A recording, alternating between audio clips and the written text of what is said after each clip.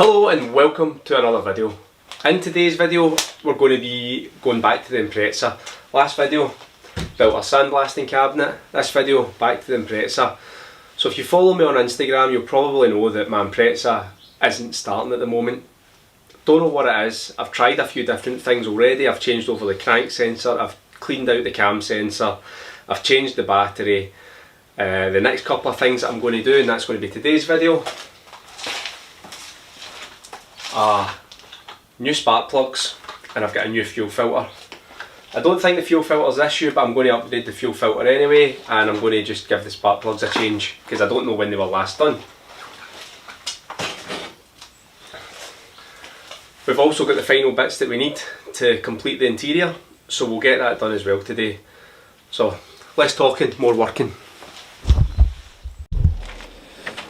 Alright, I'm going to do this. Probably the easiest way that you can do Impreza spark plugs. Subarus are not like normal cars, they don't have your spark plug cover right along the top. They have them down the sides, and it's down both sides of the car. So it's not a particularly straightforward job, but it's also not a very difficult job. Going to remove three things from the engine bay. Going to move the airbox, the battery and the washer reservoir. That'll allow us access to the coil packs on either side of the engine. Get the coil packs out, get the spark plugs out, new spark plugs in, and then we'll try and start the car to see if the spark plugs was indeed the issue.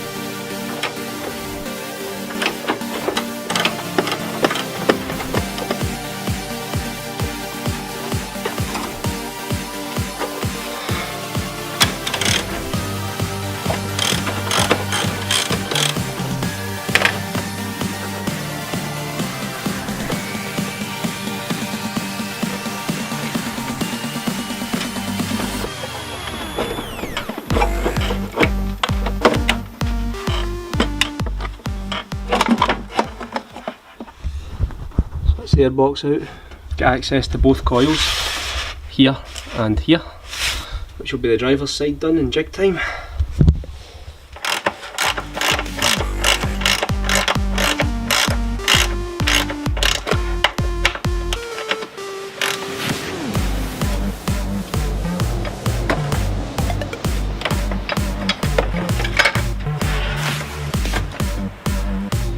So again, take the screen wash bottle off, just set it up here. All you need to do is disconnect the plug down here to that, and then it will sit up out the way. Nice and easy. Battery out and battery tray out as well. And then as you can see, one coil here, another coil down here. And it's just a 12mm bolt that's holding them in. You can pop the coil packs out and then try and wiggle our way in for spark plugs.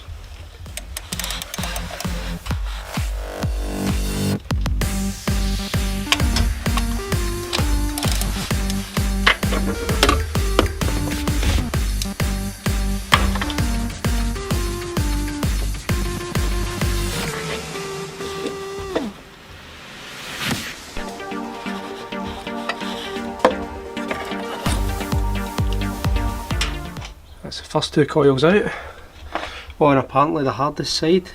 You can see down there, just need to get in there to get the spark plugs out. Once you get them cracked, it's actually easier just to take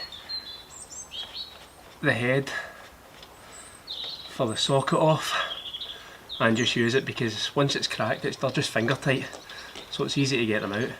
And that's the other side coils out, and you can see the two holes down there for them. Wow, and just like that I'm back. Found my long sockets, pair of gloves because I'm bogging now.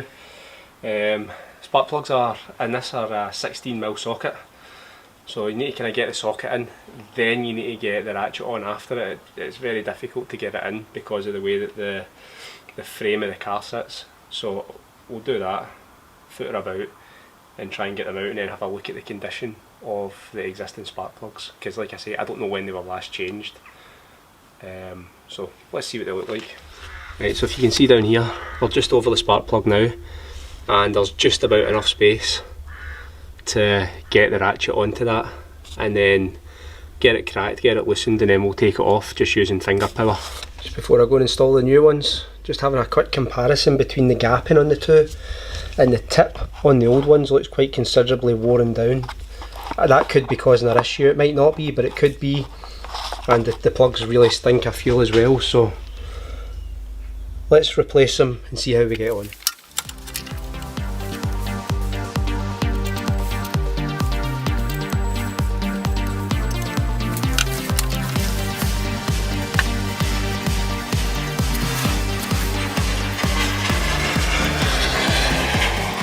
Right, so that's the plugs and coils back on. Time to throw airbox, screen wash bottle and battery back into the car. I'm going to need to hook up the jump leads because the battery's a bit dead, and we'll turn it over and see if we get any start.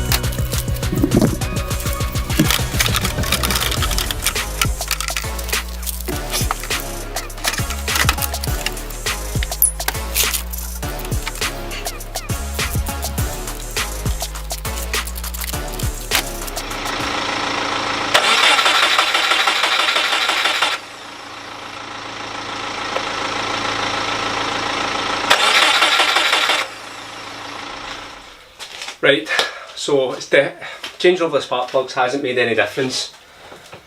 So the next thing I'm going to try is changing over the fuel pump. I've bought a Walbro 255 fuel pump. Now, I don't think that's going to solve our problem because you can hear the fuel pump priming. So I don't know, something still makes me think this is immobiliser related.